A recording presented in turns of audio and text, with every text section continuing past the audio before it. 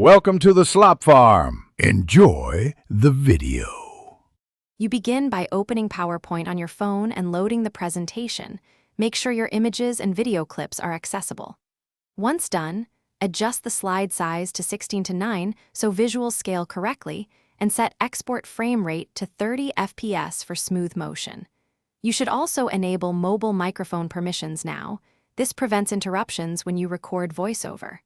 Finally, preview a slide to confirm fonts and media appear correctly before moving to the recording phase. You tap Slideshow, then record to capture narration and slide timings. Speak clearly and use short sentences so edits are easy. Make sure to pause briefly between major points. This gives you space to trim or insert beats. If one slide has a mistake, re-record that slide alone instead of the whole deck. Once you finish, play back the presentation and adjust timings or trim audio clips so animations align with your spoken cues for professional pacing.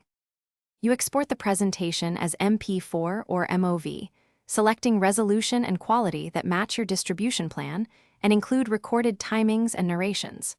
Once exported, check audio levels and captions so speech is audible on small speakers. Compress the file if it exceeds upload limits. Test the video on the target mobile device to verify playback and sync.